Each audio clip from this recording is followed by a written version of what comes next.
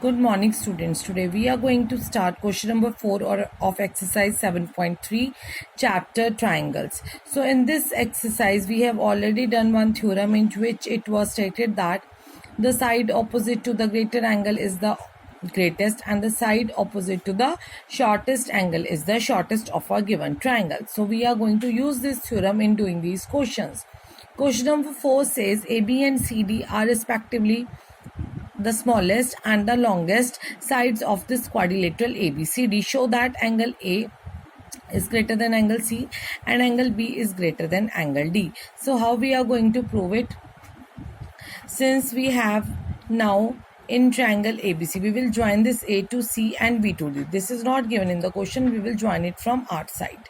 So here AB is less than BC. Why we have written this? Because in this quadrilateral AB is the shortest. It means it is shortest from this and this as well. So if we will take this triangle, AB will be shortest, then it will be always smaller than BC. So if this is smallest, the angle opposite to it will be always smaller. So which is angle BCA.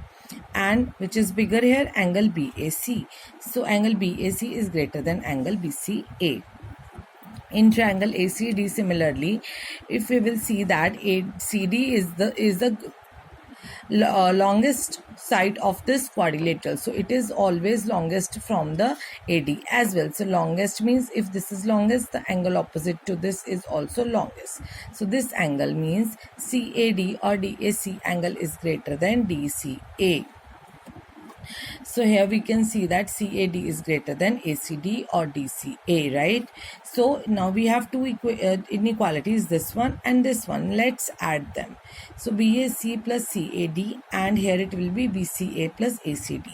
So you can see that BAC plus CAD is what? BAC and CAD is this full angle A. So and this is full angle C. So which implies that my angle A is greater than my angle C. Now for similarly you can prove that angle B is greater than angle D. How? If I want to take this full angle B, which two triangles you will take, that you have to decide.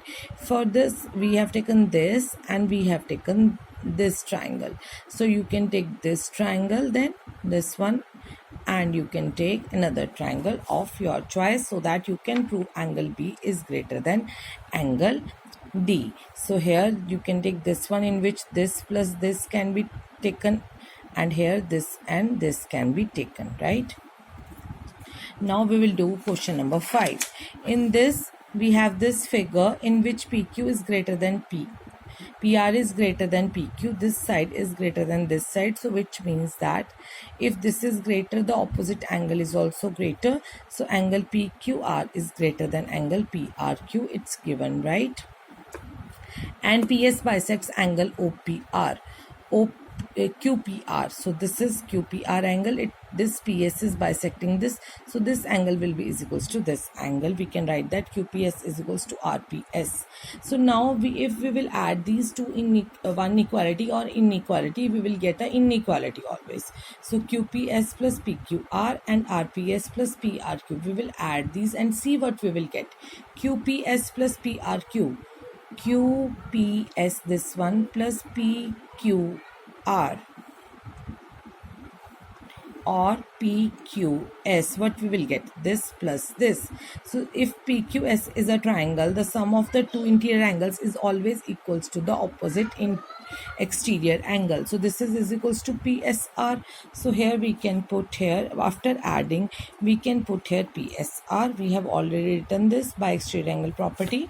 Similarly, on this side, after adding, what we will get? PRQ and or PRS plus SPR or RPS. We have got this after adding this. Fine. So basically these two sum will give you this exterior angle, which is PSQ, right? So which is PSQ. So hence we have proved that angle PSR is greater than angle PSQ.